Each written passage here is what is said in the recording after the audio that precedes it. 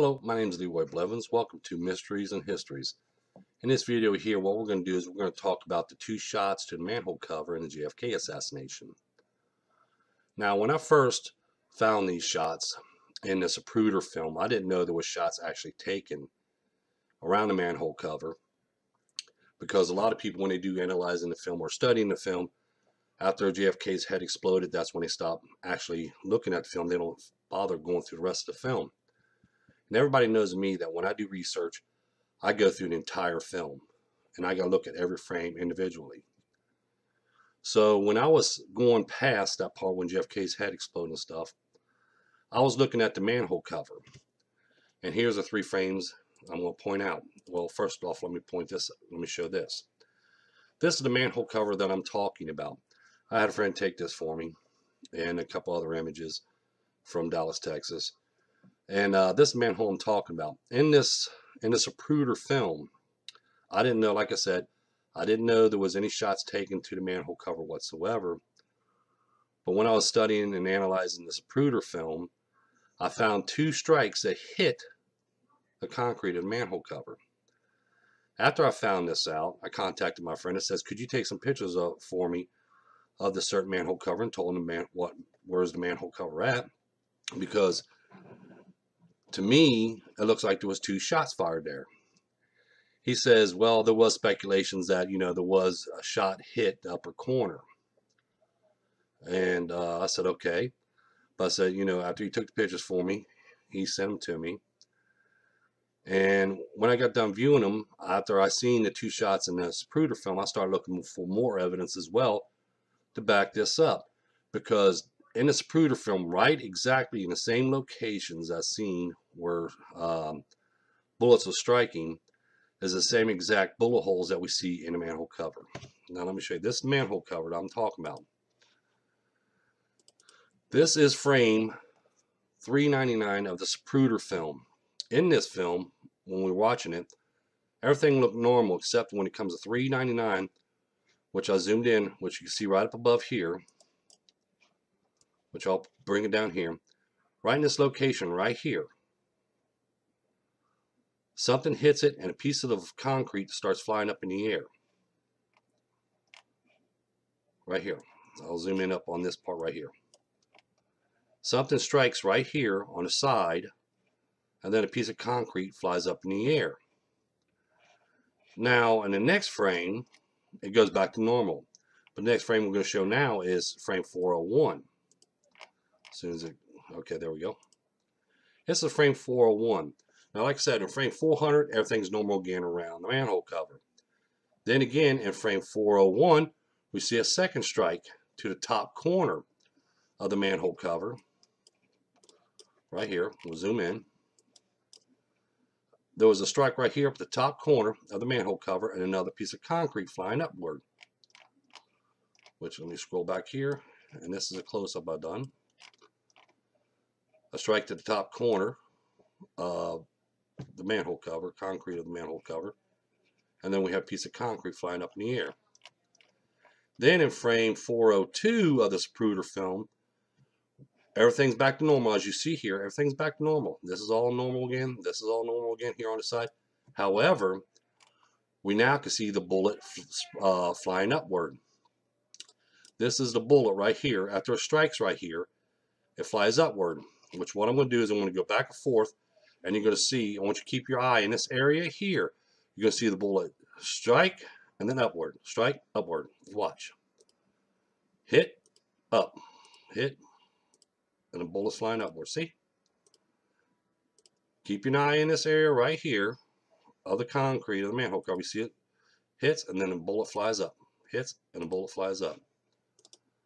Now, what I did was, next thing I done was I went ahead and took frame 399. This is a location as seen in the film where the bullet struck, right here in this location right here. That was in frame 399. Now in frame, let's see, where is the other one at? Sorry. This is the next frame, frame 401 of the Zapruder film. This is a location right here where the second bullet hit the manhole cover. Now, as I was going over the evidence, as you see here, let me pull this one up real quick so you know. Here is frame, we're going to zoom in because we're going to zoom in at the bottoms so you can see this is frame 398. As you see, this is all normal. Nothing wrong, just everything's normal. Then we go to the next frame. Now we see a strike in the concrete, piece of concrete flying up in the air. Then we go to the next frame. Everything's normal again. No strikes or anything. Then we're going to go to the next frame after that, and here we go again. We have a disturbance here up on the top corner, another piece of concrete flying upward. Then after that, everything's going back to normal again on the manhole cover, but now we see the bullet ricocheting upward. So after I did these two frames, like I said, the locations, marked the locations on the image of where these shots were fired, made strike contacts with. Then I went ahead and here they are. As you see here, this was taken in 2013. One bullet struck right here.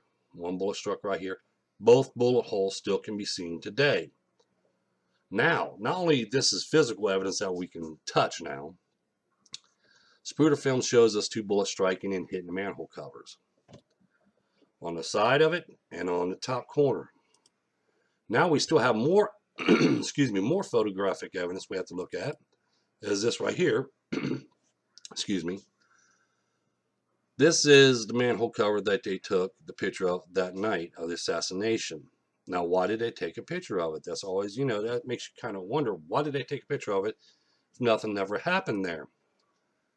Now we have images of, here's the manhole cover. We see the guy looking down at the bullet hole. We see him looking around. We see the cop standing right there, the police officer standing right there. They know something hit this concrete of this manhole cover. They know this. This is why we see the images, just like right here. These images, by the way, were colorized by me. We see the manhole cover right here. Here's part of the manhole cover. Right now, he's trying to figure out which direction that these shots came from. Now, here's another interesting image. We look at this image here. We see the manhole cover here. We got a Secret Service agent bending down. What's he picking up? He's getting ready to pick up something. And as you see, I'm going to scroll in as much as I can. We can see the tip right here of a bullet. As you see here, I'm going to zoom in. We can actually see the tip of the bullet right here. That's lying in the grass. Here's another image of it. This is a close-up. Here is the bullet casing. The bullet, excuse me, not the casing, but the bullet. Right here, the bullet is right here. Okay, it's a 30.6 bullet. That's what's lying in the grass right here. We see the Secret Service agent's hand coming down to pick it up. This is a location right here. This is the bullet that actually we see. Sorry about that. This is the bullet we see that's ricocheting upward. That struck the top corner of the manhole cover. Well, the concrete of the manhole cover. Now, I'm going to pull up another image right here. Okay, this image here, okay, as we look at it, we have the manhole cover here. We have the location right here where the bullet was lying in the grass area where they found, because the bullet struck here and it flew up in the air and landed right over here. We have images of the police officers, Secret Service agents, and other people looking around the manhole cover, looking at the bullet in the grass area and everything else. The manhole cover itself, in fact, over the years, as you see here, this is a newer image on the right side. This is an old image taken years ago. I use this image here so I can study actually the location where this bullet came from. It came from the rooftop of the records building, which I'll go into more details on that gunman and the shots he fired that day in another video. But one bullet hole to here And there's another bullet hole here, the same as here. We have a bullet hole here, which you see it right here. And then we have the bullet hole right here. This is where the bullet hit, right here. But the whole piece of chunk of concrete was blown off. And it's Zapruder film. In facts, show 2 bullets striking the concrete of the manhole cover, the side and the top corner. Other images also verifies Secret Service agents, police officers, and other men looking over them 2 shots to the manhole cover. There was also eyewitness claims made. There was shots fired and hit that manhole cover, but no one's talked about it since. They just mainly pushed a 3-bullet theory, and that was it. But by the films and by the images and by physical evidence today, which is we can go there, we could touch both bullet holes. We could touch them with our fingers and everything else. We can make cast of them and everything else like that.